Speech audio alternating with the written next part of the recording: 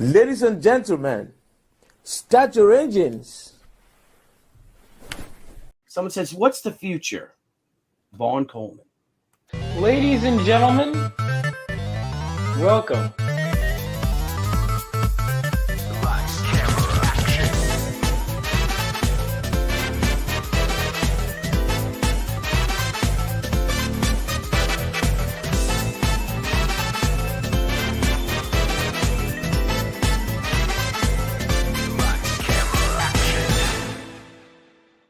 It's your boy Vaughn Coleman. Welcome back to I'm not calling it Vaughn Coleman Presents. I don't know. I'm gonna bring that show back at some point, but I've just been so insanely busy. I've been writing a lot, as shown by my notebook that I didn't hide because I've been scrambling like a madman writing. I've been on a bad girl book kick, writing some bad girl books, and Purity. The timing is perfect. It launches right around the time I'm in this stuff. So what's going on, Doug? Hope you're doing well. Without further ado, I'm not just promoting. I'm promoting my friend's book, but I worked in this book, so may not be my baby, but I'd say it's like my niece. I get it would be a girl. Anyway, ladies and gentlemen, you've had him on the show before. The man of the hour, Nick Caponi. How's it going, man? How's it going? I like that analogy that it's not your baby, but it's like your niece. Yeah, I'm gonna start using that from now on, where it's like books that I'm involved in that I'm not drawing it or I didn't create or co-create. I'll be like, it's like my baby. It's like my niece or like my goddaughter or something. Yeah, I thought of that off the cuff. I'm like, I guess. I mean, it's not my kid because Purity literally was one issue in before it was brought on board. But right? Now we're finally 3 issues in, which is insane. Yeah. So I guess I'm like the adopted uncle. I don't know how that would work. Yeah, but that works. I'm gonna, you know what? Every time I launch a campaign now, instead of putting editor, I'm gonna put adopted uncle. Okay. I'm sure that will really. I'll put on the resume. They'll be like, "Why are you credited?" I'm like, "Don't worry about it." Yeah. Don't worry about it, man. This book is really something cool, man. It's and it got me, inspired looking into bad girl books. But let's go ahead and talk about I had to put my stuff away, but Purity issues 1 and 2 I have.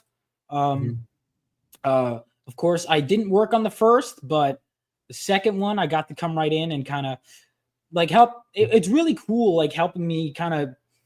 I like to rip into someone's soul as their editor and say, okay, what are you writing about?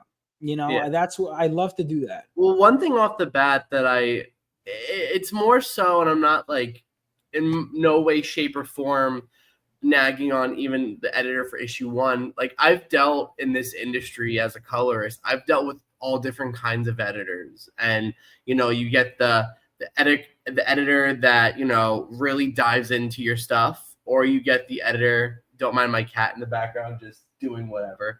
Or you get the editor who is just like, oh, get to me by this date, make it pretty, and, call it a day.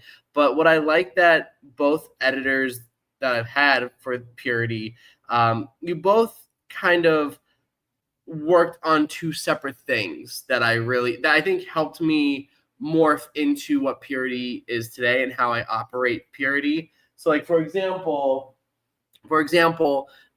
issue 1 editor Alexia Veldhausen, she was good with like catching like really like composition issues, art problems. She did kind of dive into the writing a little bit, but it was more for like the actual like drawing side of it. But what I like that you did, and kind of initially why I brought you on, and we've talked about this before, is I went into this with little experience as a writer. And I wanted, while Purity was something that I've been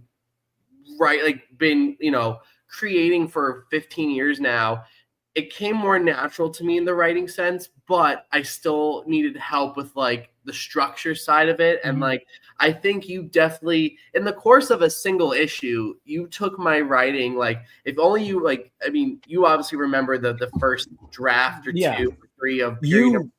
Improved very fast. That's one thing you improved very fast.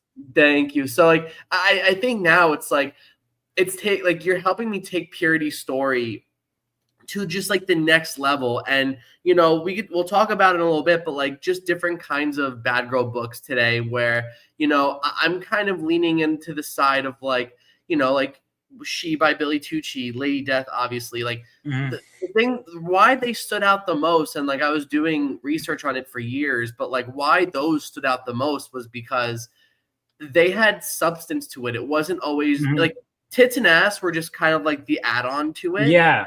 Like you had substance, you had compelling characters, you had character growth, you had, a good plot. And those were the things that like, cause like there are bad girl books now that I see on Kickstarter that are just, it's solely just a tits and ass book. There's really to it. Purity, on the other hand, has those ingredients sprinkled in, but really it's, a very good plot, a good, you have a good character, you have a good, like, character growth is a very important thing with Purity. So you're taking the bad girl genre and really kind of solidifying it with this issue. Yeah, I mean, that's one of the things too that like when I was writing a bad girl book, I'm trying to do something like I want to bring my highest quality writing to a bad girl book. And I'm like, okay, well, it'll be like whatever, kind of hot chick, whatever. Next thing you know, I'm diving into like biblical stuff. I'm diving into like all this lore. And I'm like, okay, so this is not just a TNA book anymore. I've officially, gone a little into the history. Yeah. But like, again, like it's not a bad girl book without those ingredients. And I think, when I worked on Reign of Ages, when I was working with Sam Quinton of Sinople Publishing, that's one thing I tried to implement with Sam, where it's like you could have all the fun action and story building, but there is that ingredient of you need a little tongue in cheek in the book to really classify it as a bad girl book. But it's really like, I've been studying this genre for years, man, and well into years where I probably shouldn't have been old enough. It probably would have been age appropriate to read these books. I mean, granted, the first bad girl book I picked up, well, technically I'll count it as that, but it made me dive into the rabbit hole of Jim Balance work. But obviously 90s Catwoman, I always classify that as a bad girl book. I read that, and then I got introduced to Jim Balance work, and then I started reading Tarot Witch of the Black Rose when I was like 14, 15, which, look, it was at that weird age. Should I have read it? Probably not, but I did. It's fine, whatever. But that was definitely kind of the book that solidified, I love that genre. And when it came to Purity, like I always tell people, like if you like Lady Death or like Evangeline or She or Witchblade, you'll like Purity. But really my biggest influence to Purity was Tarot Witch of the Black Rose, because it's just that nice witchy heaven and hell story.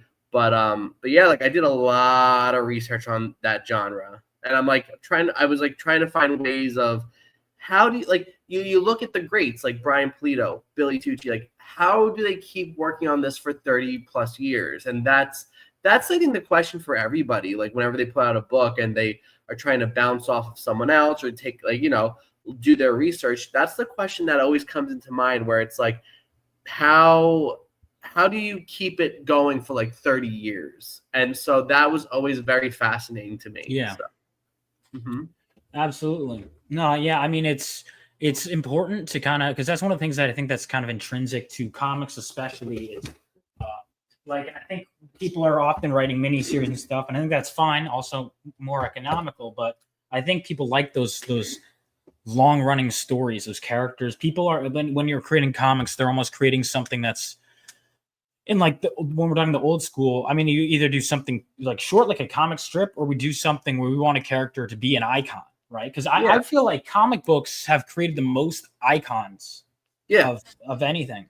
Really. 100%. I mean, like even like taking it more of on a broader spectrum in the mainstream light, like everyone around the world, even if they don't read comics, they know who Spider-Man is, they know who Batman, Superman, Wonder Woman are. Like I agree with that. Like comics have created some of the most iconic, and I hate using that word, because I feel like today's times that's just thrown around, but Mhm. those are the characters that deserve that word. And it's true. They are like iconic, symbols of, culture and, society. Yeah. Well, I wanted to ask you real quick, what do you classify as a bad girl? Like, would you consider because okay, I was thinking about it because there's a lot of sexy female characters, but you said Yeah. so Wonder Woman would not be a bad girl, right? So So let's ask why not, because I have my Yeah. answer, but I'm curious, why do you say Wonder Woman isn't a bad girl? So usually if you really draw back, like, and people, I'm gonna go if it's okay. I'm gonna go on a little tangent, Go ahead. and then it goes with what I'm about to say for this. But some people back then, like people will say that technically the first bad girl comic book character is Vampirella, and there's just that level of like sex appeal, seduction, but it's also trickled into their archetype of the character. They're not like Wonder Woman is beautiful, but that's not her motive. That Right. like for example, if you want to take it to like mainstream, I would say Emma Frost is a bad girl character. I would say Catwoman is a Black Cat. They're all and there's also too. I know a lot of people would kind of. I think the moral ground of the character also has something to do with it. Like they're most of the time, a lot of these bad girl characters are like semi-morally gray. They're not good, they're not bad, but like they're just doing their own thing. And I think like it's not like the Girl Scout character. It's not the like Superman. He's not like the Boy Scout. It's like there's things you could kind of work with and like go into certain situations, but Vampirella was like the first bad girl character. But I'll be very honest, I agree to disagree with that statement because sure, Vampirella became like a cultural icon, a cultural part of comics, but I don't think it was until the 90s when Brian Pulido launched Evil Ernie, and then Lady Death was the special guest. But I think Lady Death really commercialized bad girl characters. Sorry. No, because then you have like it all just trickles after that. You have Lady Death, then you had She, then you had Evangeline, then you had Glory. Like everyone was doing sexy characters in the 90s, like Witchblade and stuff. Like, but it all, I think, if Brian Pulido didn't do what he did in the 90s, it really wouldn't have commercialized the idea that, hey, people want comics with sexy chicks who kick ass. And a lot of those bad girls also are like either magic wielders or they're just kind of like even with Tara Witch of the Black Rose, she's fighting in like a leotard and practically lingerie, and her boobs are the only thing that's like armored, but it works for the sake of the genre and it's but like there's so many things that I like. What I'm initially trying to say is that is such a loaded question, but I think ultimately what defines a bad girl character is that they're not like the typical like like cookie cutter superhero kind of character.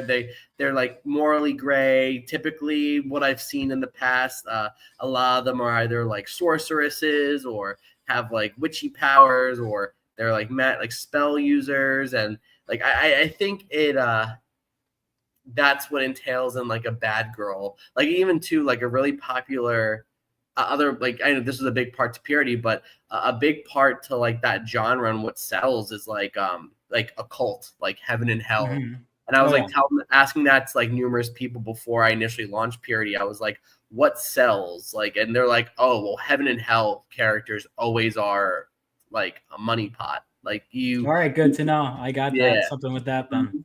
Mm-hmm. Like even to like mainstream, like like I said, Emma Frost for me is like one of the bigger bad girl, especially now Marvel Rivals, but that's a bad girl. I mean, she was straight up a villain when she first was introduced for that whole run. Like she is evil in Claremont's room. Like, but yeah, I mean, I guess I would say a bad girl. It's kind of like they flirt with evil, but they're ultimately on the side of good. Yeah, pretty much. Now, so the thing is, like, she is Revenge Quest. I would say it's more like her sexuality when compared to like, because you have character like she is a pretty good character, and then you have a character like Purity, right? In her name, she's not exactly filthy, but she's hot. So, what makes Purity a bad girl to you? For me, you know, I took huge inspiration from all the bad girl books that I grew up reading, but you know, while she is very pure, I mean, you could tell just by her appearance that, you know, she was enslaved in the underworld for 500 plus years. And, you know, she's, you know, her outfit, her costume, like everything, like how she visually looks, there's just, you could be pure at heart, but also chaos is flowing through her body. And like, you know, she's not the super, like, while she is the goody two shoes in her actions, she still is like, you know, there's damaged. something a little corrupted and damaged with her. Yeah. And I think that was one of the fun parts about editing this book was really like, because I would ask you these questions. I'd be like, all right, like, let's bring out the character. Because I like to know characters to me are the most important part of the story, especially you want Purity to be a name that people know everywhere. Sorry, Nick, I go refreshing comics. There's going to be a ton of other big titty characters on Kickstarter right now. So I'm like, let's make this one stand out. Yeah. You know, and like that's always a question that people ask me, is just like, you know, it's been done before, but like what makes yours like stand out? Mm-hmm. That's how I felt with superheroes. They were like, all right, you've done superhero origins with teenage superheroes a million times. How can I make it fresh? And I think with the amount of research I put into it, and some people might, you know, argue that it's not that deep or it doesn't have to be that deep, but I think Purity is what I considered a textbook style bad girl comic, because I feel like as of late, with all these other campaigns out right now that are bad girl, that term is like just kind of used loosely of like, all right, I have not safe for work covers, I have a big titty character on the cover, right, you know, bad girl book, great. But I think the fact that I deep dived the genre and kind of took inspiration of what makes a compelling bad girl book, I think that's what makes Purity, in my opinion, stand out from the rest. It basically, you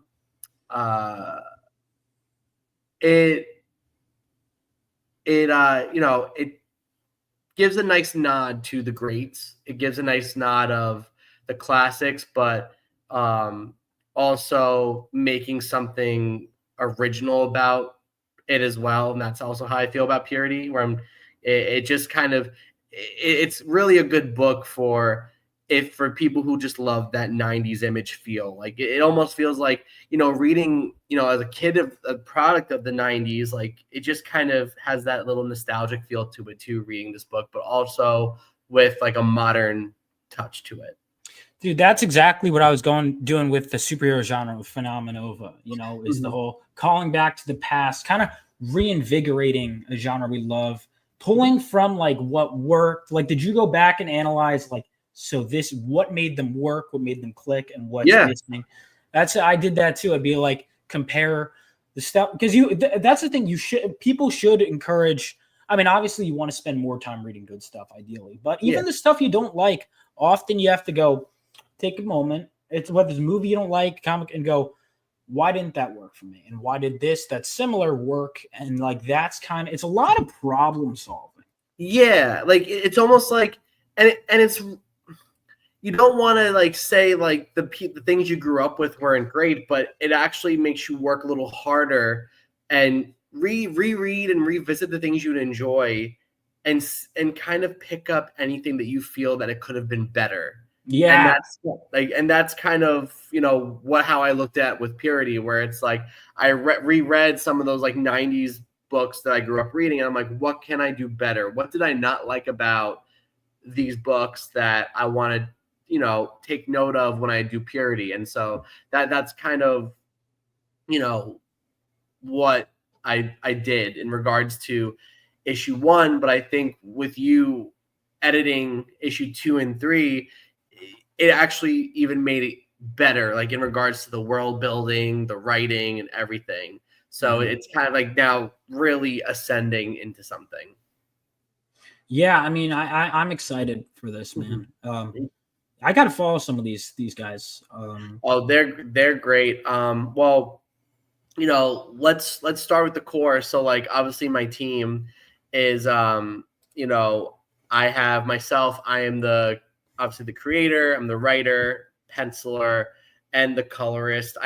I color it obviously because I am a colorist. I color a lot of other books, so I've already had someone ask me why I don't color Reign of Ages, a black and white book drawn by me, but I'm a colorist. So I feel kind of weird not coloring a book now that's mine, because I'm like, now I have no excuse. This is the second time. The second book I kind of pulled that on. But and then obviously you're editing the book and have been since issue 2. Then my I have a new inker. His name is Pedro Morasco. Very good stuff. What I like about Pedro's stuff, Ron, if you scroll down to the narrative pages, what I really like about Pedro's stuff is he's very, like, first and foremost, I always am a sucker for traditional inks, but I really enjoy, he gave me like that 90s flair to it. You know, I had a lot of fun working with him. It also, because I pencil fairly tight. Some people would even say my pencils could be leveled into inks, but it was very interesting to see how he took this. And then Incoming Letters by Tori Wilkinson. I've been working with Tori for a while now. You know, she is a graduate of the Kubert School. I'm a graduate of the Kubert School, the acclaimed comic book college known around the world, and is featured in every DC book that you probably owned. Yeah, so it's like I always like to keep my inner circle tight. Like, you know, ideally, even too, like some of the cover artists, Todd Ferguson, the one who drew the Satan cover, he's also a QB. I like working with Kubert grads. Just, you know, I feel it gives them the spotlight. You know, the school really pumps out a lot of really great talent, so I love showcasing that where I can. But yeah, like just taking a look at the covers over here, I'll show you like each, like the story behind each cover. So the first cover, I always do the main cover. I usually have an inker by the name of Jesse Marsh ink over me for that. Oh, but, he inks over the main cover, but not the. Yeah, I like to honestly. Before Purity, I never really worked with an inker, but now that I work with a few inkers, I like seeing different ways people interpret my pencils. So I like the way Jesse inks my covers, and I love the way Pedro inks my interior pages. But I always like to have that different, you know, those two inkers on board. The covers, like, my cover is it's a very 90s layout. You know, Purity's front and center, and then her sister Mary Adam is in the background. You know, she's looking a little pissed, and then like even closer into her eye, you see that there's a little pentagram on her in her eye. And then the next cover below that is Courtney Rose Dameron. And for those Witchblade fans out there, you might notice a little Michael Turner homage in there from one of his classic Witchblade covers. Wait, which one? I believe it was number 6, Witchblade number 6. All right, hold on a second. 1 second. We're checking this right now. Yeah, I thought the main one was a Witchblade. The main one's not a Witchblade? No, the main one's not a Witchblade. Yeah, because I was gonna say, hold on. Wait, no, it's number 5 or number 4. I'm sorry. I should have been prepared for this. It was no, it's not this one. No, 4. No. Maybe, that's a good cover, dude. Though that 4. Hold on, there's 4. Maybe. Yep, Witchblade number 4. Yo. So you get, that's awesome. I wanted a Witchblade homage. So me and Courtney, we've worked together for a long time. She's a fellow Witchblade fan, a fellow Michael Turner fan. But yeah, no, we had to do a homage for that. And it came out really great. It was one of my favorite covers that I've colored of hers. And even that too, like I started to like loosen up a little bit and to let each artist have their own way of drawing Purity. Obviously, I give them the character sheet and information, but if you notice, each cover has a different approach to her costume and her hairstyle. So I really like the way how Courtney interpreted Jesse it. had dinner with us, right? Yeah. Okay, yeah. I wasn't following him. All right, fix that. Yeah. All right. And then the next one, by popular demand, it was this artist was recommended to me. He goes by Art Voyager. I saw him on other books. I really liked what he was putting out. So, few of my colleagues also recommended him to me in the process. And then reaching out to him, very straightforward guy, very nice guy.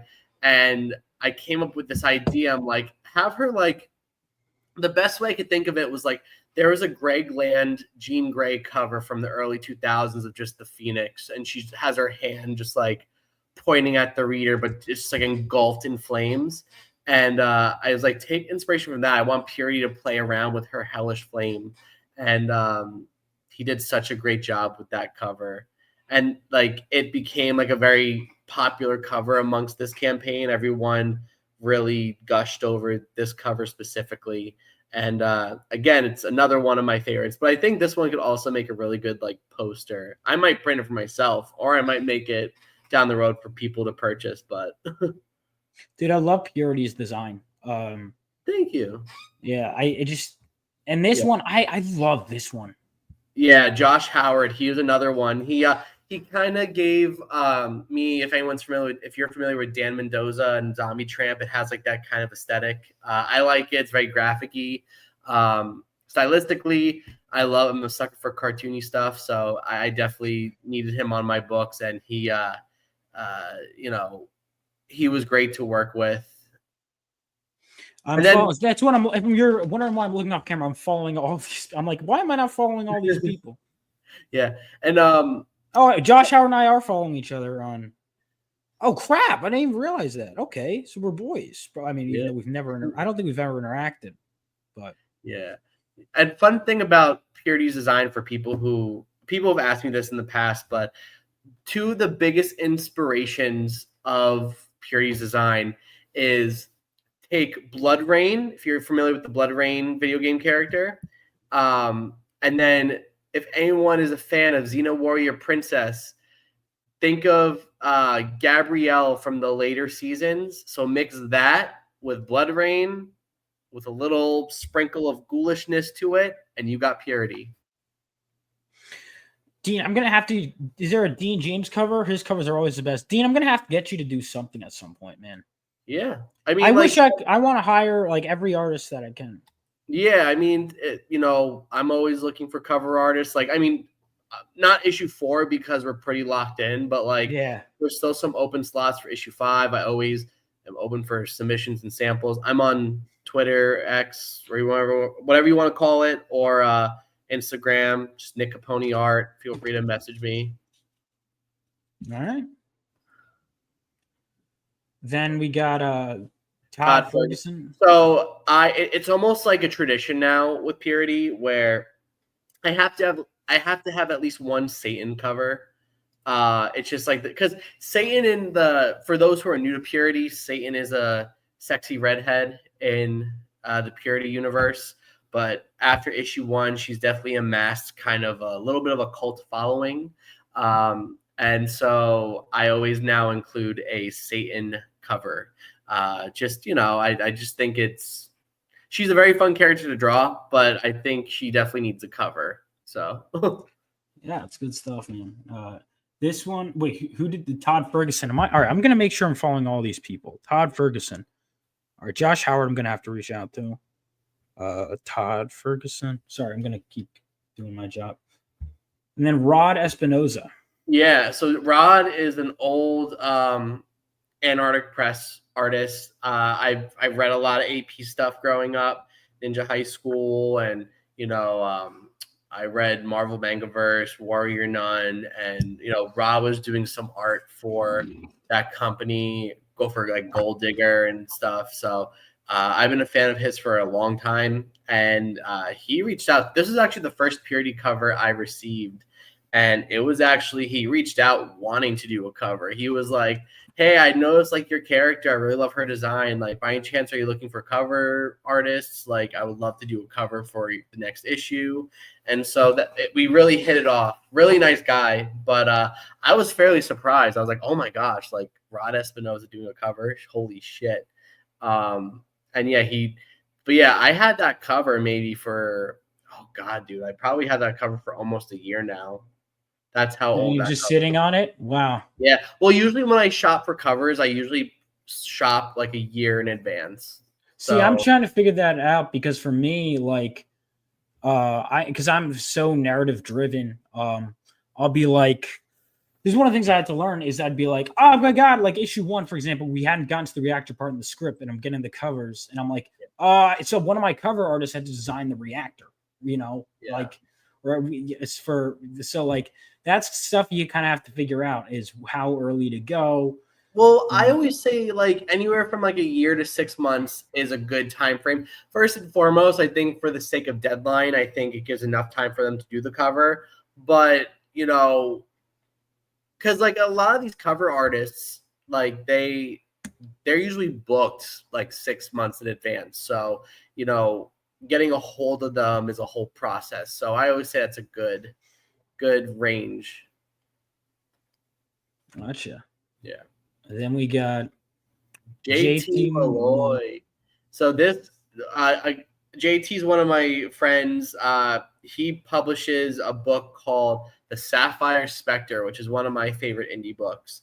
And again, it's kind of like a love letter. It's like punky Witchblade, and it's so much fun. But him and I were talking for a while. Like, really loved his stuff. I did some covers for his book, but then it dawned on me. I'm like, why don't let's take it back to the 90s. I go to him. I'm like, I want to do crossover covers. I want to bring back crossover covers. But with the fun thing about this is anyone who backs this cover gets a digital PDF of Purity number 3, but they're also going to get a digital PDF of Sapphire Spectre number 1. So it invites new readers to JT stuff. And then the cover I did for JP's upcoming campaign features Purity, and they're going to receive digital rewards and then also Purity, a digital PDF of Purity number 1 to bring in more, to introduce readers of Purity. So it was kind of a cool cross promotion deal. But I loved this idea. I approached him. He was like, no hesitation. He was like, that sounds awesome. I'm down. And yeah, like I love that cover. It's very 90s. I think even though you could tell the 90s have been sprinkled in most of the covers, this one is really true blue to the 90s. It's got a little bit of cartoony in it. I like it. Mm-hmm. And then some, in Taste of the Pages, we see Mary Adams, she's a kind of a rich CEO celebrity. She's in her penthouse. She's watching a commercial for her company, Miss Adams Coffee Company. And, for new readers, just think of it as like Starbucks. There's no Starbucks in the Purity universe. There's just Miss Adams Coffee Company.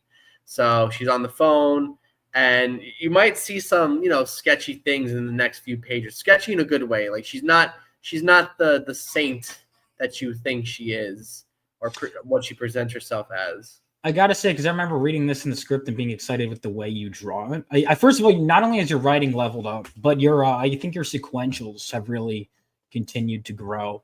Thanks, man. Yeah. And then obviously that's the nice, eye candy shot of Purity.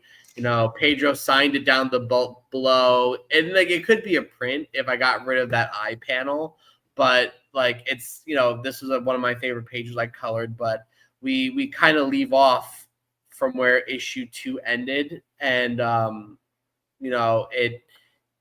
Purity is stunned by the things that she just saw at the end of, I don't want to give too much away, but she's finding all the answers she needs as she enters this new world. That's awesome, dude. That's great. And then this was a fun thing. Like, so she like jumps up and she sees like a hologram of her sister. But since she's from the underworld, she doesn't know much or doesn't keep up with technological advances. So she thinks that's her actual sister. And as she lunges through her sister, it's really just a hologram. And then she lands. And then the next page, she lands and she meets a new guy that is going to be an ongoing character in the story. His name is Arav Takur. He's a homeless emo youth. I was an ex-emo kid from the early 2000s. That explains a lot. So yeah, so drawing him, I'm like, I'm gonna give him like a scene-ass haircut, and even though it's 2096, he's gonna dress like it's 2005. So he's definitely. I'll tell you the truth. He's a fun. Like, I always loved all the sequences I drew of him. Like, it's a lot of fun drawing Arav. Yeah. And then, And let's keep going. Mm-hmm. So then the rewards.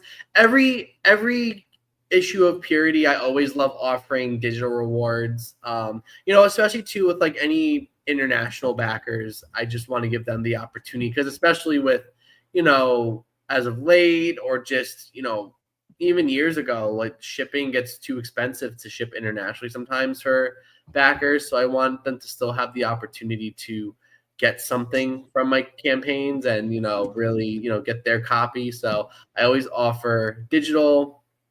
And then for $10, you get the digital PDF black and white edition. So then you get 2 PDFs. I've noticed in the previous campaigns, people have a nice, they really love the black and white edition. And I'm like, okay, that's cool, fine. Ooh, I never thought of that, like a digital black and white. Yeah, so people love seeing the inks, and especially now with Pedro inking, and it's all traditional inks, you get all those fun textures. That could be good because you don't print those, the black and white. It's just I never thought of that. Mm-hmm. So that's always a good thing. And then scrolling down a little more, obviously to welcome new readers, I have a catch-up tier. In the future, there's reasoning behind why I just did a digital catch-up tier, and that's because in July I'm launching an issue 1 reprint, and I'm going to be offering physical, catch-ups for all 3 issues, because also too it features a new cover from Courtney. So it's gonna be basically a Courtney centric Kickstarter, but it is for now we are offering the digital catch-up. So if you're new to Purity and want to pick up your copy of issue 3, but need to catch up on issues 1 and 2, there is a digital catch-up. And then there's also a digital catch-up for like an add-on for your order. So if you order any cover you want, you can get an add-on for a digital catch-up as well. I gotta design better graphics like this. Oh, what is this? Dan Connolly. Yeah, so Dan and I go back for over a decade. We were both in the same class at Kubert School. Dan's a very good friend of mine. He's actually, I think, tabling near you at Garden State Anime Fest next weekend. But Dan is a really good manga artist. He has a book called Death Trap out. If you like military mangas, it's right up your alley. But every issue of Purity, I offer like a digital print of some sort. And I knew I wanted, Dan to do it. He has that, him and I shared that love for 90s anime, and he did a very good job on this. And he also 90s anime girls. Yeah. And I did the colors for that. But 90s anime girls just hit different. I just love the 90s anime era. It just I need to watch more anime in general. But I'm seeing in the chat there's a little like anime discourse right now. Like yeah. But I always Vaughn, you need to catch up on your anime, but start in the 90s. I think you would like. Well, I liked Cowboy Bebop. I liked Evangelion. You should watch Devilman's pretty good. All right, because I've only seen the Crybaby, which I love. So But I like the art style more of I liked Crybaby, but I also Crybaby. Dude, the that 90s, ending. Oh, the 90s OVA was phenomenal though. the Like voice acting though, because I've just seen out of context clips. yeah. Wait, don't they like have a scene where he rips a girl's tits off or something? Yeah, so It's crazy. in the OVA, well, it's that's the character Cyrene, like the harpy looking lady. Like they fight and he literally rips her like fucking boob off. And then he rips other things off of her, but like it's fucking it's so good. It's such a good fight. But I always recommend Devilman. And then one of my personal favorites, and I will stand on that hill, like is one of my starter animes that I watched when I was a kid was Inuyasha. And I'll still say I was just in a car with someone today who had Inuyasha stuff. I've never seen it.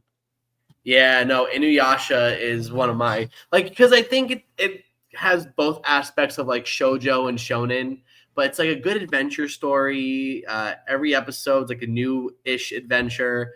You have really cool characters. Like Lord Shishomaru is one of my all-time favorite anime characters of all time, and I just grew up with Inuyasha. Like everyone's like starter anime where it was like Dragon Ball or Pokemon or Digimon. Like mine was Inuyasha. Like and then like nothing compares to the end credit scene like for the first season. The ending song was just so good. But yeah, all right, I'll have to add that. I'll make a list for you. I think you should. Have so many lists. Yeah. So yeah, But, so all the covers are 15 for the physical covers, and then you go down, and then when you hit JT's cover, it goes up to 20 because it offers the the indie special, the Sapphire Spectre digital PDF. So for $20, you basically get two separate books, two different characters. And who knows? Like I've talked to JT about it. We always tease each other all the time about a potential crossover, but you never know. Like we might have something brewing in the long run. And then the next tier, because it was a popular demand the previous issue, we do have a sketch cover bundle. So, if you want your favorite artist at a convention to draw Purity or Satan or any of the characters in Purity number 3, now is your time. And I've tested these sketch covers and it's actually good paper stock. So I personally like the sketch covers, but this is also just a really good bundle. It's great for collectors. If you love original art, there's a good, if you find me at a show, right now I table a lot at a lot of New Jersey shows, but I'm trying to broaden my horizon a little bit. But if you catch me at a show and have one of these sketch covers, I'll gladly do a sketch on it. So, but yeah, it's a really good tier if you love convention sketches or commissioning other artists to draw characters. The sketch cover bundle is for you. And then I'm gonna have to ask you about that. Doing sketch, dude, you've got some good ideas for tiers I hadn't thought of. Yeah, well, this was a fan favorite cover tier. I do 3 sets of mix and match covers depending on how many cover run, like how many covers I had. I'm only doing, I believe, 2 mix and match tiers for this because there's only 6 covers and I have a tier for the whole cover run. But I usually give it up for each individual where, maybe they can't make up their mind on one cover. So I like to give them the opportunity to get 2 covers of their choice. It's all through the backer survey. So when you receive the backer survey, you just say which covers you want and take it from there. And you have. Does that also not include this one then? Yeah. No, it includes that, but it does not include the sketch cover. This is solely for the main cover run. So the mix and match covers do not get the sketch cover. Gotcha. Yeah. But the entire cover run tier, you get the sketch cover. Nice. Mm-hmm. So yeah, so the entire cover run includes the sketch cover, so that you get 8 covers. One of them is a sketch cover, and it's great for collectors. It's great for people who just clearly can't make up their mind on one cover, so they might as well just get all the covers. So it's a very good tier. That's also kind of like a standard tier that people like. And then we got the digital commission tier. Yep. So now we dive into the commission tiers. I offer digital and traditional. Obviously, the 300 is the traditional tier because it requires an additional shipping fee. So the digital commission tier, you get a 9x12 character of your own choice, like of your own choosing. Bonus points if it's a purity character, but if not, I accept any character you want me to draw. It will be black and white, and you would get a high-res file of the commission. Nice. Mm-hmm. And then you get the traditional commission. So that's also 9x12, black and white. Again, character of your choice. But as I said, it's a little higher because of the additional shipping cost to mail out that commission. Gotcha. Mm-hmm. And then 400 is the heroic Hellion tier. You get all digital rewards, including Sapphire Spectre #1. You get the entire cover run with the sketch cover. And then you get an 11x17 commission by yours truly. It could be black and white. It could be color. It could be traditional or digital color. So it's kind of like the thank you to the fans, the people who are very dedicated purity fans. This is the tier for you. You get a little bit more. You get a nice custom commission from me, the creator, and you get everything prior. Nice. Yeah. And then this tier is a fun tier. I introduced this in issue 2. Again, I am an indie creator. I've worked on other books as well for other people. I always love supporting other projects, but I thought to myself, any indie creators out there, any writers, looking for a cover commission, why don't I make that into a tier? So they get their purity rewards. That is a great tier. They'll get it's a pure indie special. So if you get all the rewards, and then you get a cover commission by me, full process, pencils, inks, and colors. To publish on your own books. So again, it's a really cool deal if you're looking for a cover artist. I displayed some samples there. But yeah, that was a favorite of last the previous issues campaign. That was a good tier. And then the stretch goals. So I go in increments by $500 each, but the first one, obviously, there's a trading card set. So each issue has a new trading card. This issue features Mary Adams as the reigning trading card character, drawn by Fernando Ruiz, and this one is traditionally drawn and colored by Fernando himself. For people who don't know Fernando Ruiz, he is a legendary Archie artist. He's been working for Archie for 30 plus years now. And he has his own books out called Die Kitty Die that he works on with Dan Parent, who's also a legendary Archie artist as well. But yeah, so I was very fortunate to get that from Fernando. And then the next tier, the next stretch goal is just the Purity sticker run for issue 3. So you get the Purity logo sticker, and then you get a Chibi Satan. So that's pretty fun. We had a Chibi Purity from issues 1. So now we have a brand new Chibi sticker. And then at 6,500, you get the Sky Maiden Studios, which is my publishing company. There you go. That's new, right? Yeah, that's very new. It's a very good. It's a good logo too. I remember you gave me feedback on the Rebel Oasis logo. Did you design your own logo? Yeah, I drew my own logo. Good logo. Thank you.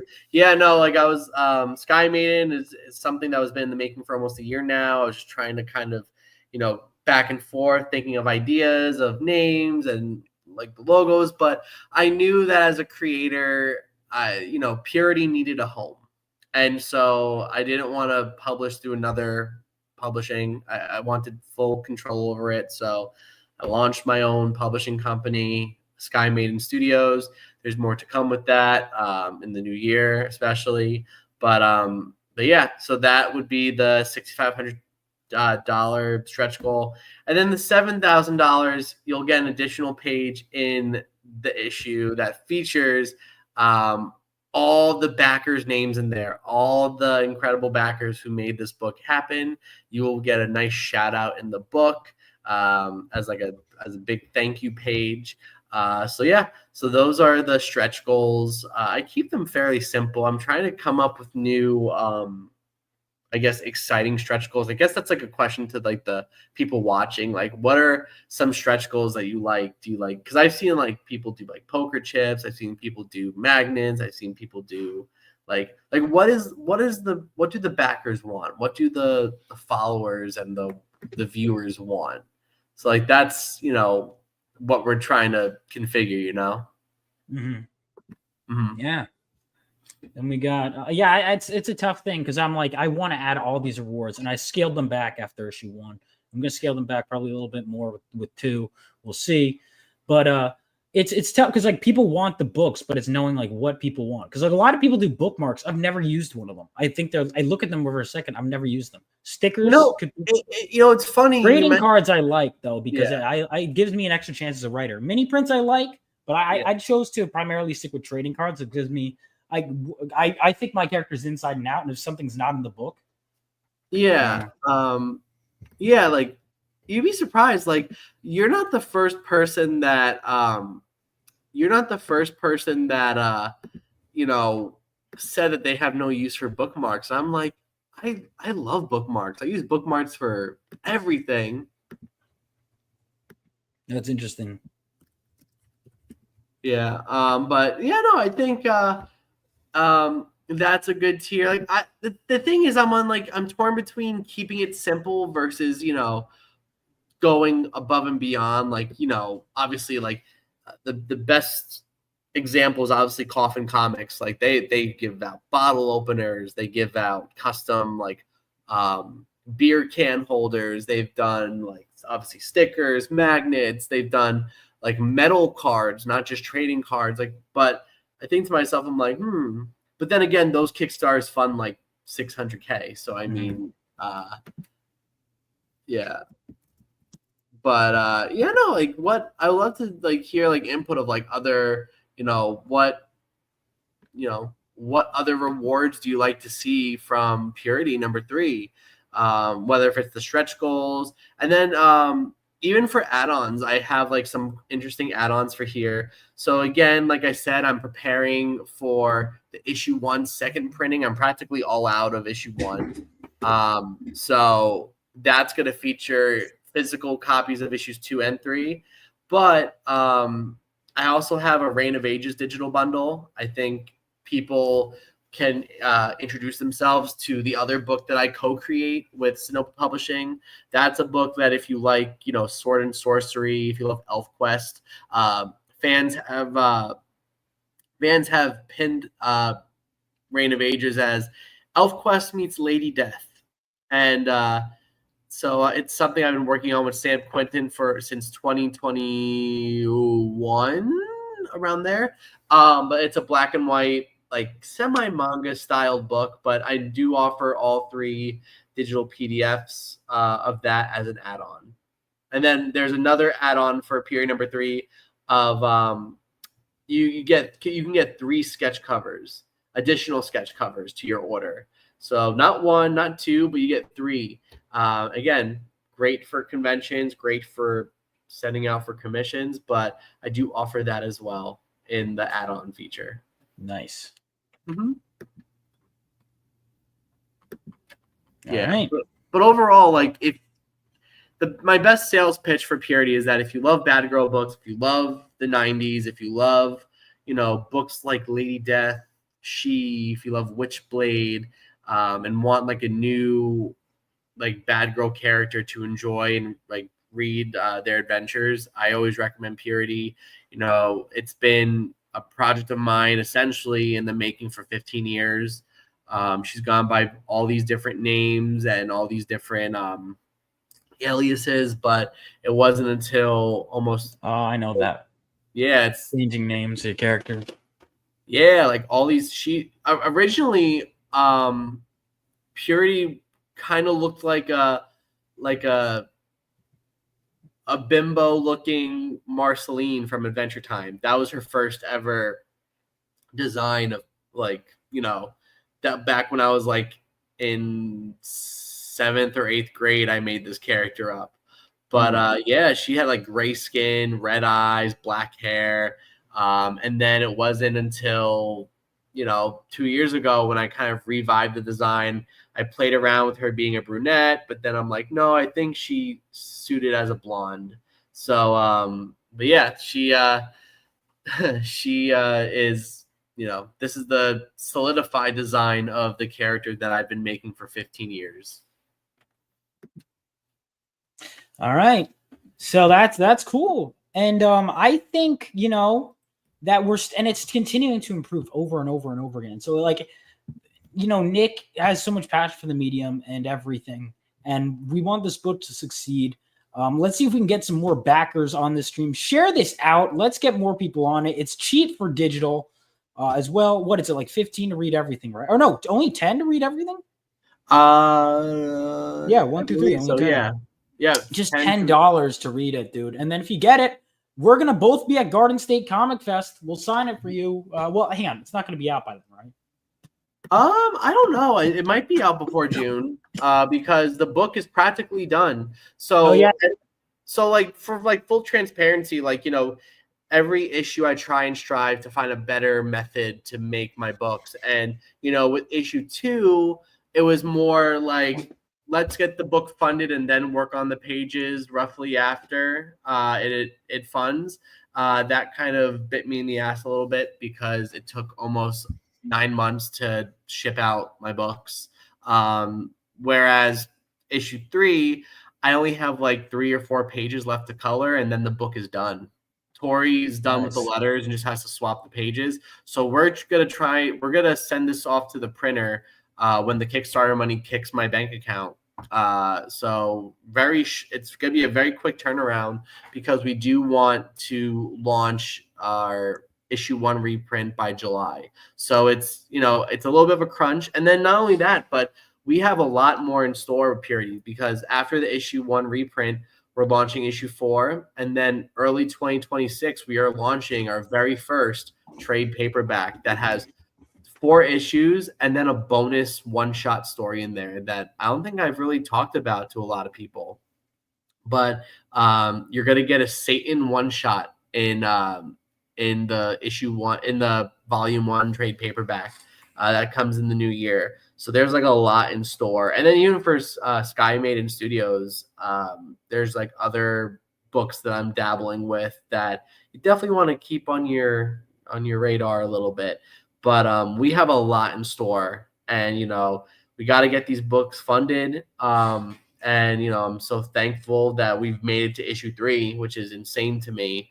But yeah, we have so much in store. I want Purity to be around, and we talked about it earlier in the video, earlier on the show, that what makes these characters last for like 30 years, and I want to make Purity another one of those characters. I want her to be around 30 years from now, and I want the action figures, I want the posters, the books, obviously the prints, the toy. I dabbled with I talked to a toy maker back in MegaCon last year, and I was like, oh, maybe a Purity action figure. And I definitely want to hit all the little 90s approaches to this character.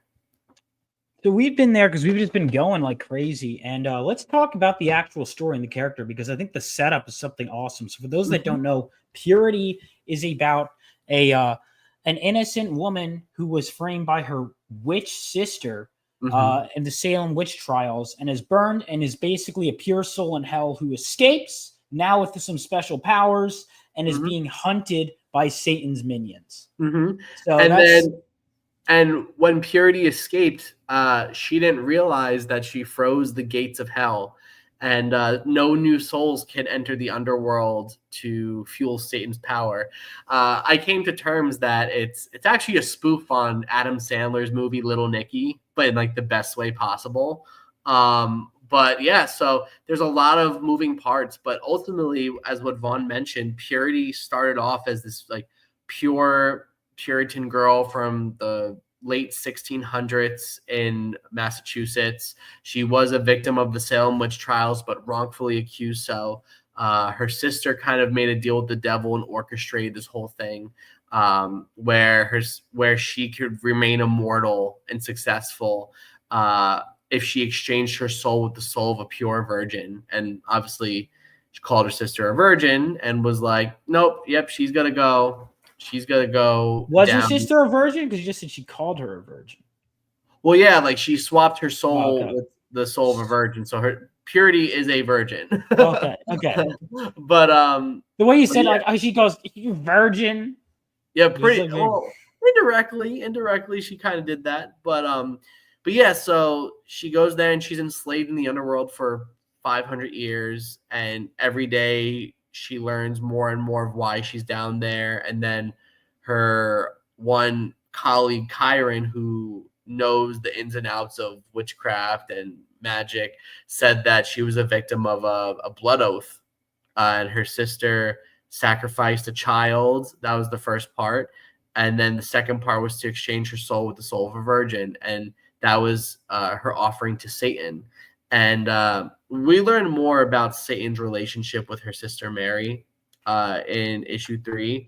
But yeah, it's a really good buildup. And then when Purity escapes the underworld, she enters Salem, Massachusetts, but it's not the Salem that she remembers.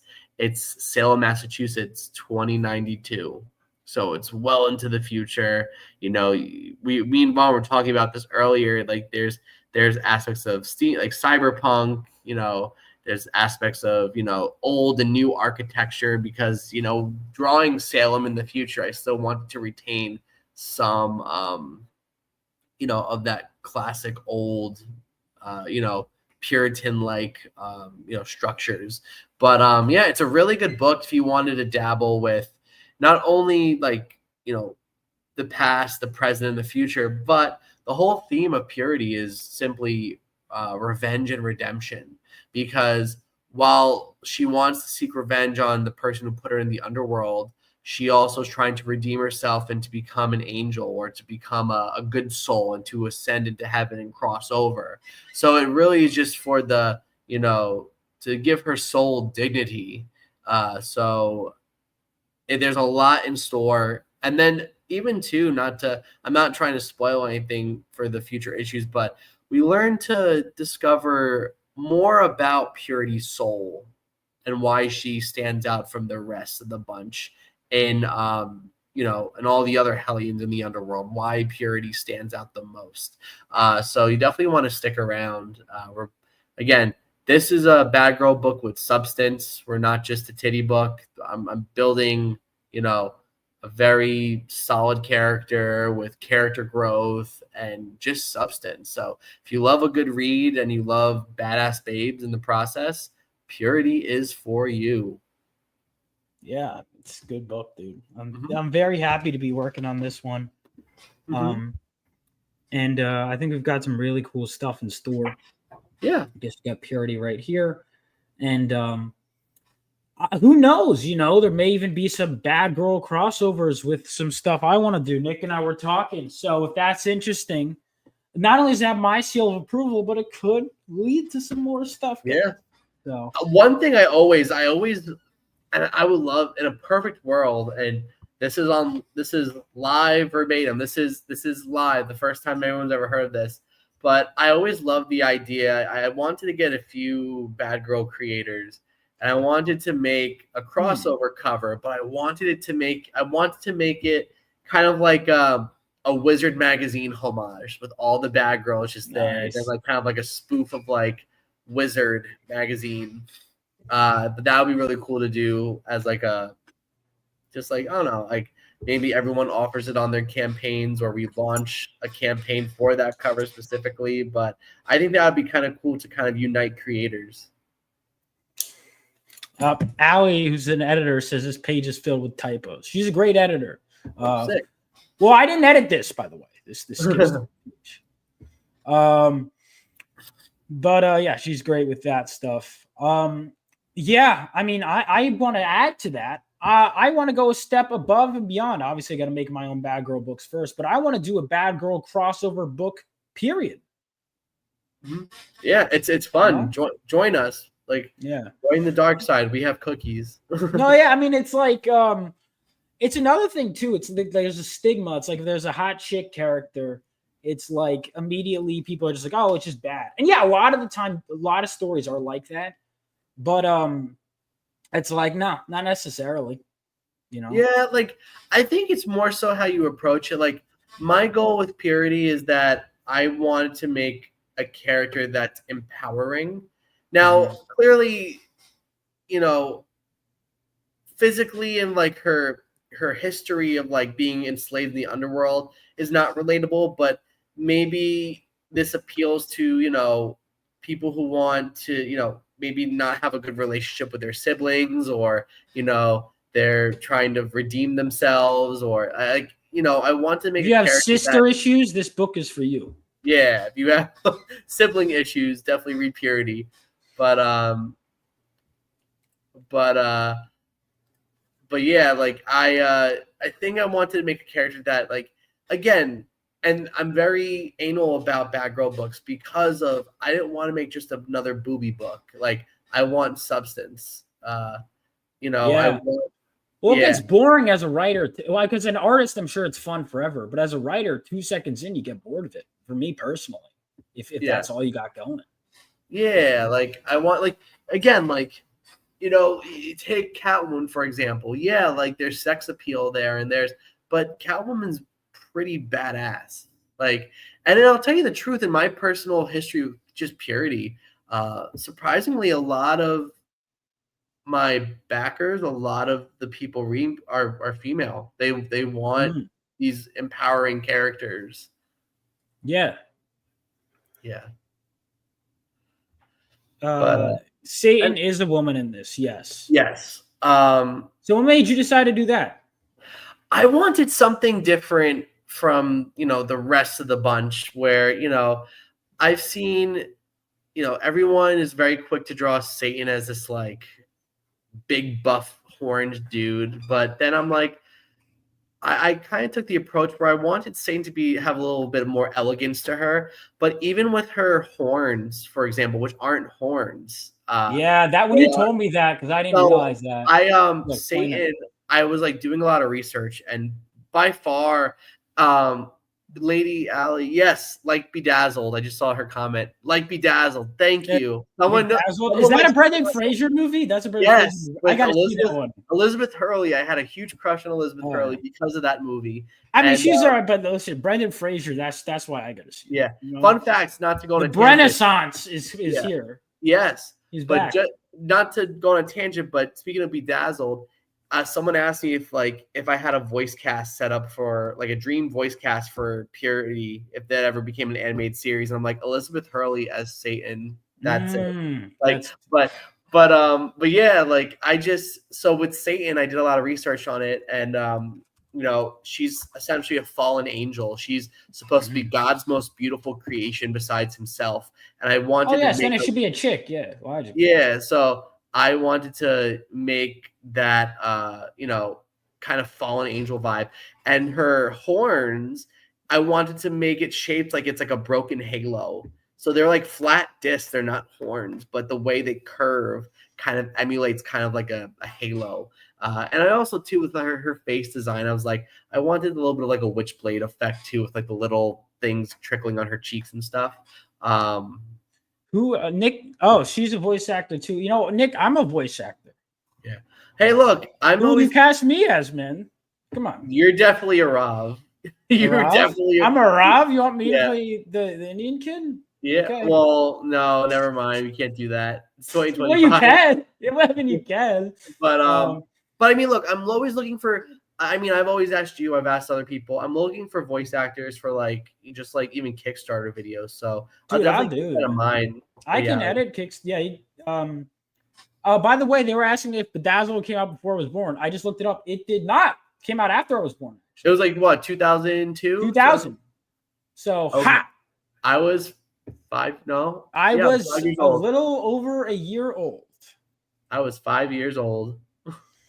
There we go. Uh, So, ha! but that movie still like that movie. I think is just so. And I didn't realize until like 5 years ago that movie's a remake of a. What?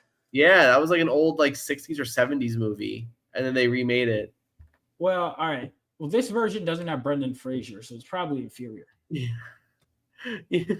Brendan Fraser is like when I do like the actors I wanna have the most in my movies. The Brendan Fraser. Well, first of all, people said this, and I think it's true. I saw a tweet that was like, guys will just go and see a movie called Movie if it had Brendan Fraser and Keanu Reeves, and I'm like, absolutely, 100%. Yeah. Those guys, I'd put Kurt Russell in it. That'd be good. Yeah, that would be good. And back to Purity. So, yeah, I mean, so we're close to the end on this, and we got not a ton of days to go. So make sure you guys go ahead and back. Like I said, for the digital catch up, it's just $10 for 3 issues. That's it. I mean, we have 23 days left to go, but yeah, like what Vaughn said, like we have a lot of digital stuff. We have obviously the cover tiers. I'll sign anything you guys get, of course. I'm the editor. Yeah, like too. We go to a lot of and it's all. I always love crediting my distributors, and I also love crediting my printers. So everything is fulfilled and distributed by Comics Mainstream. They're based out in Arizona. I've worked with Adam Watson for years now. Really great guy. He's the guy making sure your books get to you in pristine condition. So shout out to Adam for that. And then Purity is proudly printed by Comics Wellspring.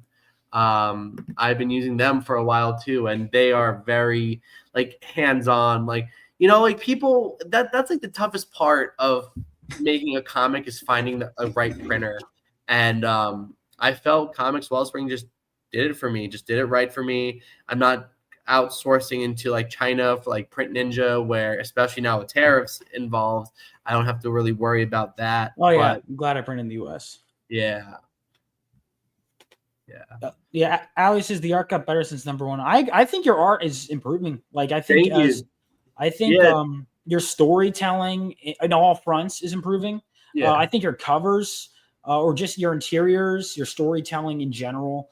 I really like the issue 2 cover. But I really like this one too. I don't know, but I think your stuff is really, because obviously most of your work I see is your colors. Yeah. But I think your pencils are really improving too. So thank you. Yeah, no, like I think each issue I'm starting to get more comfortable in the way I draw. But like I'm a little more confident in my pencils. And I think that too, that was kind of like a test for time too, because obviously being a colorist, this will be year 8 for me as a coloring professionally. That like I feel like people don't realize, even that's why I offer the cover commission tiers. Like people don't realize that I could still pencil and ink, or even when I don't ink, I could still pencil a cover or interior pages. So they get I like their reactions, especially with Reign of Ages when it was black and white. Specifically, people were like, why is a colorist drawing a black and white book? And I'm like, you fell for my trap. That's why, because now you know that I could tell a story out beyond color. Like I could draw a book for you. So it was kind of a calculated approach, but I'm kind of happy to see that people are seeing that I don't just color books. So, saying that my art improved, it's a huge compliment to me. And I appreciate that because, I definitely work, like Purity is my baby. And, I've been just working hard on this book, really hard for the past like 3-ish years, but, it's been in the making for 15 years. So I'm just happy that she's, being seen. Yeah, no, it's great, man. And I hope more people continue to check this book out because you work so hard on it. Nick has a solid schedule, and the faster these move, the faster we get to the next one, the next, and the next, and we all got cool stuff planned. Like I said, no, after you. Like I said earlier too, and sorry to cut you off, but like there's so much in store for this character. So, I don't want to say each issue is just the beginning, but issue 3 is really the beginning, because like this is a very crucial issue too, because for the sake of stories, things are starting to just get like the plot thickens, we find more answers, and we get a good look at Purity's sister. Like we see her in issues 1 and 2, but not in the extent that we see her in issue 3. So you really start to see some of her motives and like things that happen behind closed doors. So this is definitely a very crucial issue in the story so far. Yeah, I think so too. So like I said, guys should absolutely check this out. Get those I mean, I would get the print versions are great. I have them. But even outside of that, make sure you get the book however you decide to get it. It's cheap, it's easy, and it will arrive soon. The book is pretty much done. Yeah, the book is like 90-something% done. And it's, unlike issue 2, like, where unfortunately we hit a few delays, we're pretty on schedule with this book. We're ready to go to the printer by the time the campaign ends. So it should be a fairly quick turnaround. Like I said, the only foreseeable issue that I feel anyone can foresee in their own Kickstarter is that let's just hope it gets to the backer on time. You know how crazy shipping can get physically, but aside from that, like, we're pretty on schedule. All right. Violent Comics says, who is Purity and what are her powers? So he must have just got here. Tell him, Nick. Purity is your next favorite bad girl character. If you love the 90s, if you love characters like Evangeline, Witchblade, Tara, Witch of the Black Rose, Lady Death, this is the newest Hellion on the block. Purity was a Puritan from the Salem witch trials who was wrongfully accused of witchcraft and ultimately damned and enslaved in the underworld for 500 plus years, until one day she decided to seek revenge on the person who put her there, her own sister. So she escapes the underworld, freezes the gates of hell in the process to retrieve her sister, and realizes that she's entered Salem, Massachusetts in 2092 in the future. And her powers, which is also a very good question, because what people don't realize with her hellish flame magic, I like her sister is one of the villains. Yeah, her sister is Satan the villain. and the sister. Satan is the big bad villain. Her sister is also the bad, but Satan is the bigger bad. But her sister is the actual witch who framed her like it was like a blood oath. So basically, she swapped her soul with her sister so she could remain immortal in the mortal world. And she had to swap her soul for Satan to, because a soul had to be, it was a transaction. So, but going back to her powers, I always tell people, think of Green Lantern with hellish flames and no stupid objects. Like, she's not going to make a giant, like, school bus out of flames, or she's not going to make a giant baseball bat. She's using her hellish flames to make like weapons and whips and blasts and like submerging people in flames. And also it could heal people, and it heals herself. But that's something we get to learn in the future issues too, like of how even her power set grows. But think of, like, essentially it's Green Lantern minus the stupid objects he makes with his powers. So, all right. So it plays off the historical references to the witch trials? Correct. So issue 1 in particular, the first opening pages is purely in Salem. You're seeing the Salem witch trials. Again, I always disclose this with everyone. It is a mature rated book. It's not a book you read to your kids. There is, obviously, since it's in the Salem witch trials, it involves like a hanging, especially in the opening scene. So just a heads up for that. But I tried to be as historical as possible in ways witches were were killed and how the crowd reacts. So I did a lot of research in regards to that opening sequence. But it is I tried to make it as historical as possible and accurate as possible to the Salem witch trials. Nice. All right. So there we go. Mm-hmm. All right. So that's what Purity is all about. Yeah, I like, again, it's a mix of like she goes from the Salem witch trials time period to now she's in a cyberpunk future, having gone through hell and spent hundreds of years there. So it's super interesting setup, and there's a lot of great potential that the story has. But what we have already is pretty solid, and it's only gonna. I've read 4. 4 is great. Nick is continuing to improve with every issue. He is the kind of creator you want to back. This is the kind of franchise you want to say you were there early on. It's got my seal of approval as the editor, and I'm excited. I really want to see this take off. I want more people to be excited for Purity. I want, like Nick, all the stuff you want. Like I want those action figures and all that stuff out there eventually. I want it to be a big franchise. Yeah, I definitely want her just to be like that one again. Like not to sound too ahead of myself, but like. I want the next gen of Bad Girl books. I want the next gen of Bad Girl fans. Like, the next wave of Bad Girl books that revolutionize the genre. The 90s are always going to be a prominent. We need a revitalization. I'm with you, and I want to help you out do that. See if we could lift each other up, create Bad Girls, maybe some crossovers. I think we need a rebirth of the Bad Girl genre. Yeah, because it really was a big money pot in the 90s. It was a big popular genre, and so many characters were birthed from that genre alone. Like even some like deep cuts, like you have like Dark Child, you have I think her name was it was like a vamp. I literally was just talking about this character. I think her name was like Lux something. Let me look it up right now. Let's see, Vampire Bad Girl book 90s.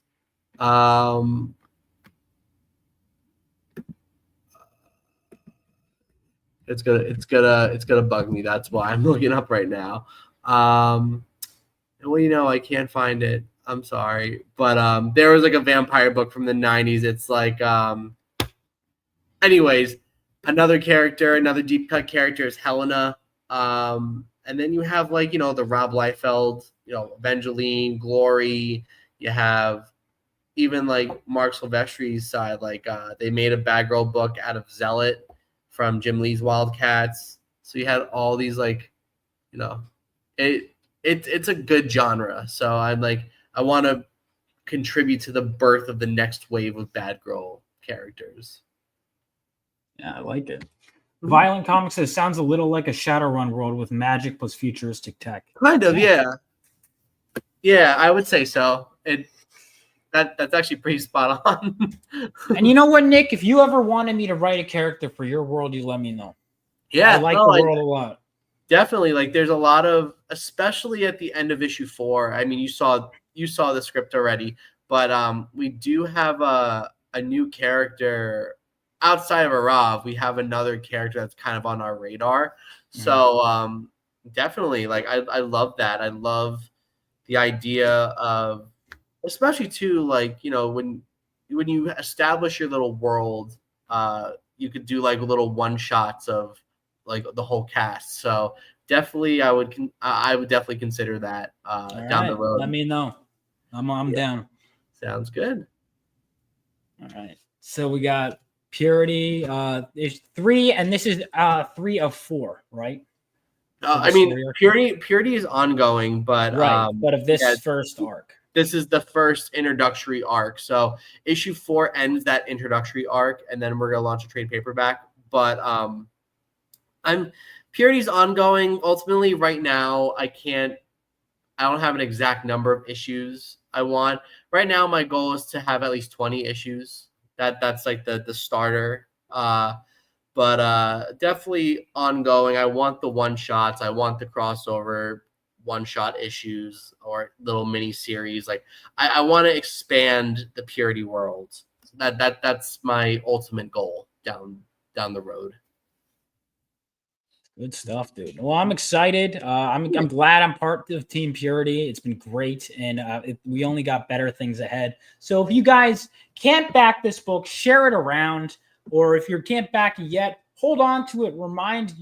Hit remind me because you got only 23 days, and those days go by fast, especially So make sure everyone share this around and.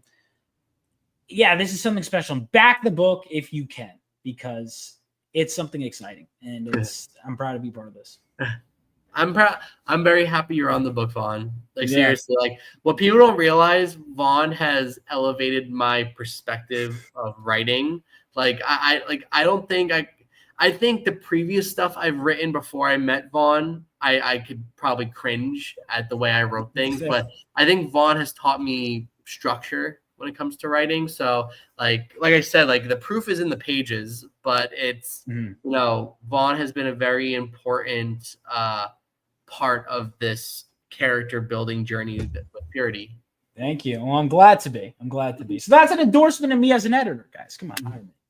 But yeah, no, I mean, and you improved very fast, which is one of the things. You're very good at taking criticism, and it shows in your work. Thank you. So I'm excited. Here's to many more years. Thank you, man. Like, look, I look at it this way. Like, I'm not afraid of criticism because I know it's going to help. So it's like, obviously there's constructive criticism. Then the people are like, this sucks. I'm like, all right, why does it suck? If they can't come up with a reason, then I'm like, all right. But like general constructive criticism, I prefer. Like whenever I get a portfolio review from someone, like if I go to a convention or if I go to like, I don't know, somewhere where like I want someone to review my portfolio, I always tell them, tear my work to shreds. Like, don't tell me that this is good, this is nice. Like, say that for last. Like, I want to know what I can improve on. Yeah, that's one of the things. And sometimes I'll feel bad. Like, I was just critiquing a cover earlier, and I was like, first thing I noticed, and like, I'm like, oh, I like the work, by the way. My first thought is I like the work, but I feel like I often don't need to say that. Yeah. It's like, if I'm not telling you it sucks, and you're hiring me to tell you it sucks, and it might be good. And I personally feel like a lot of newbies in the industry, like, or people just considering going into the comic book industry as a whole. One thing I've learned at the Kubert School, both as a student and as an instructor there, this isn't an industry for you if you cannot take criticism, or you need thick skin in this industry. And people will reject your stuff. People will tell you that they don't want to hire you because your artwork doesn't meet their criteria or like what they want. And then there are people who will just critique your work, and even consumers will critique your work. Like the amount of times you'll hear like someone picking up a book, oh, this new Marvel book, the art's dog shit, or oh, what was the colorist thinking on here? Like this penciler just fucks up on this character's face every panel. It's not consistent. So like you're always going to be a spectacle of criticism in some way.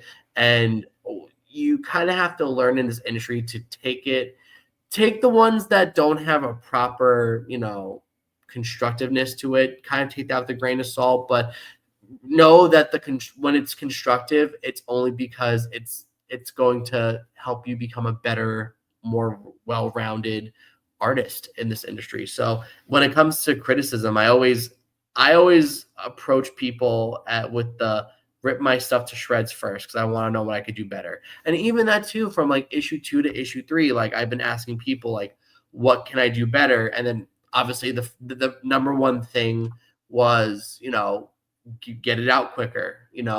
9 months. Look, there are people out there who haven't gotten their books in years from other creators, but 9 months is kind of pushing it if it was supposed to be out in 5 months. So I always am trying to improve on that. And then even too, like I've been getting some positive feedback and positive constructive criticism for even what I should do with issue 4 in regards to the campaign. So I'm always striving to find ways to improve the next installment because I want to ultimately just get a better and better product. So it's so yeah. So at the Cubert School, I teach digital production and digital color. I've been an instructor there for 4 years now. I've been going to the school actively. I've been going to the school actively since I was 11 years old. I'm 29, so it's kind of like a second home. But I've been teaching there for 4 years, working there in general for about 7 years. But I do teach second year digital production and digital color. So it's really fun. It's obviously a very digital class. We go over like Photoshop and Clip Studio Paint. I show them how to color. So and then I think Vaughn left the chat for a sec. I'll just grab him water. Oh, you're good. The next question: what's the best criticism you've gotten recently? I think ultimately, the best criticism I've gotten recently was, I gotta like basic anatomy stuff. I was always told, certain things still don't read.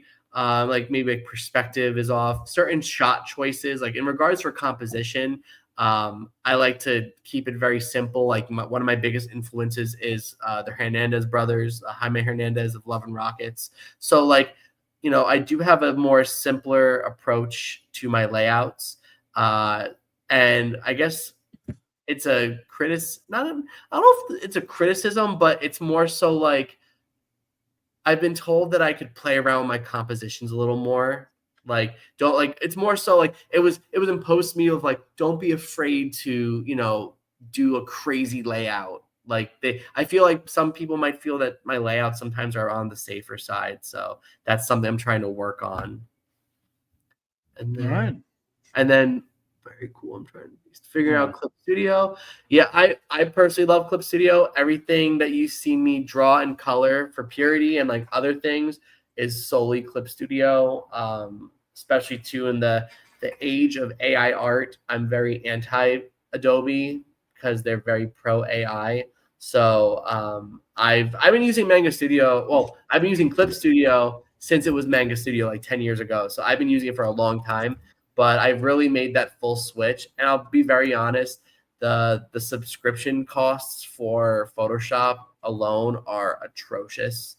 Like it's like I think $20, $22 a month to use Photoshop alone. I'm like, that is criminal. Like it makes you think, and this is like probably like a dumb, thing to say, but like I would have rather have paid that hard copy price of like $900 the one time than to do this stupid like monthly subscription of like 20 plus bucks. It's completely, it's dumb. And then like I said, that Adobe is very pro AI. They're trying every possible avenue to like incorporate AI in the artist's work. And I'm like, that's just not cool. Yeah, no, Adobe is. Wow. I knew someone a while back. They went to like a seminar that Adobe was hosting, and it was right when they were about to introduce the generative fill. And they said in the speech, and it's kind of like a slap in the face to us, but it's like they were saying how they want to change the way the artist operates and turn them more into an art director than an artist. And I'm like, that is, for me, what infuriates me about that is artists are pretty much a giant chunk of the clientele that Adobe has amassed over the years. And now that is just basically spitting in their faces. And I'm like, I can't support that. So I don't really use Photoshop. I stuck with Clip Studio. I remember Clip Studio had a AI scare very early on, and the crowds just like called them out real quick, and Clip made like an apology, and they said that they're not going to incorporate AI in their software. So yeah, Clip Studio Paint listens. But yeah, like I'm very anti AI. Do I think in other fields outside of art, it could be used as a tool. Sure, but we're still too new for that. But in regards for art, it's very clear as day that it could replace what we do, which is very awful. And yeah, dude, and even like a lot of the writing jobs, and I'm looking at it, it's like training AI, and I'm like, so you want me until I'm not useful anymore? You want to milk? Yeah, you know, that's what they want. Yeah. Well, I'll tell you the dumbest thread I read on, like, I think it was on Twitter.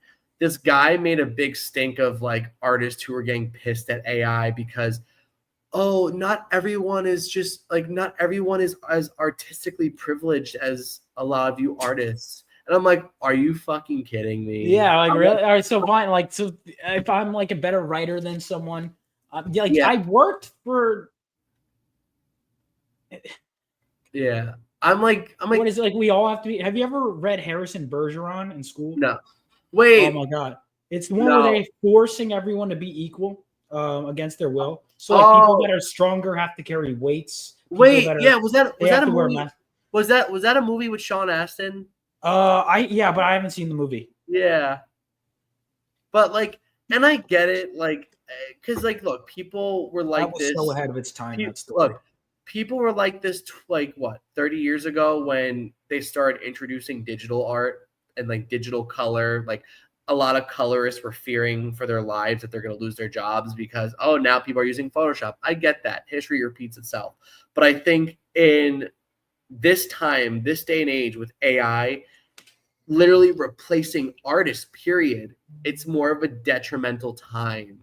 Like back then, like the turn of the digital age, it was more so, all right, you just adapt into, you know, learn Photoshop and you could color digitally. Like you could still hand color, but you're still applying it as if you're coloring.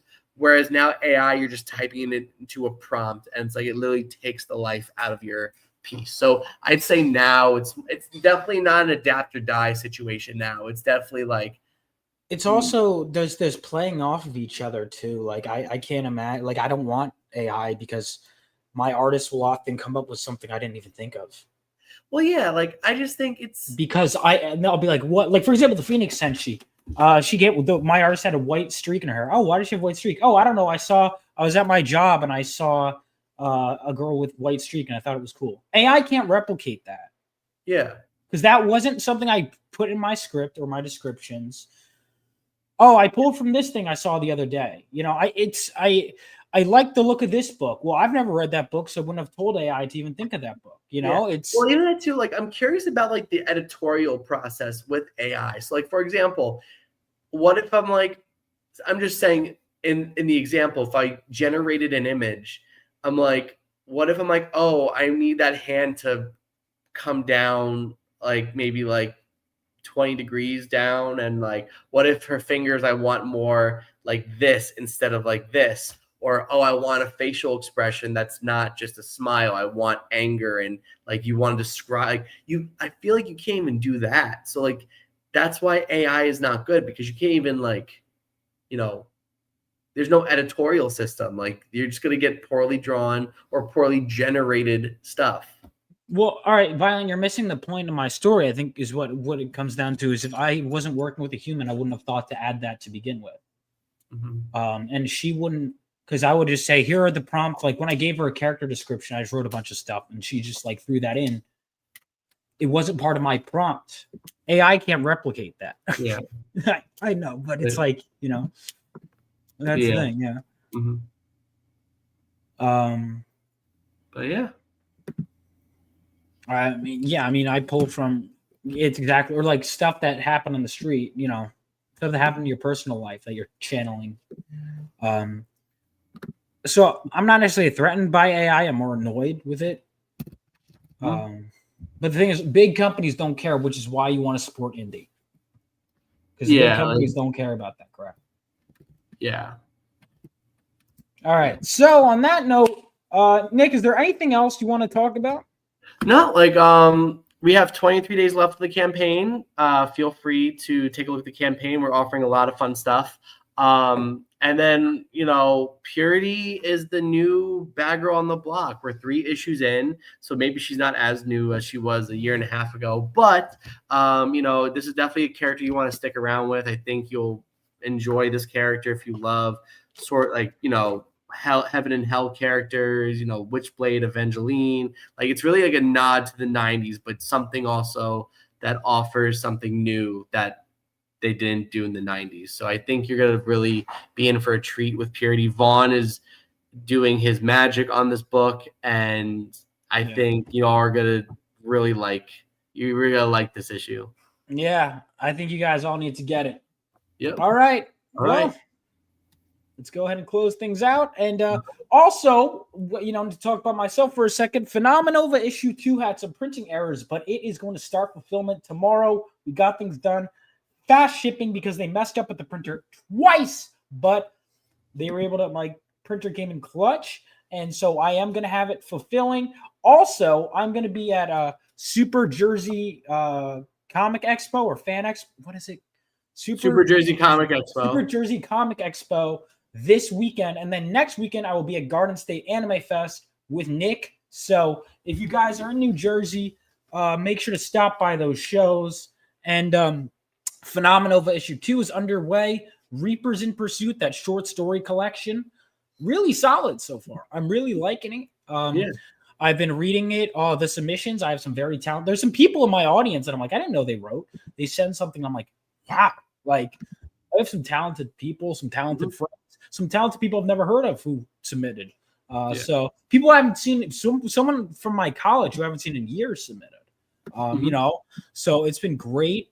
I think I've done some of my best writing work ever in this upcoming book, and I'm normally a comic book or visual guy, but the stories I did were great. There's going to be a new Phenomenova character from the Phenomenova universe that debuts in Reapers in Pursuit. I may even consider debuting a Bad Girl character, even just as a pinup with black and white art. Enter, like I said, join us. Join the dark side. I'm going to. Submissions for Allie. Yep. Submissions for us. Mm-hmm. So thank you guys, and keep on the lookout. Of course. Back Purity. Back Purity. Share it around, and these are some things that are going to go somewhere. But other than that, I'll see you guys next time. Peace out and have a great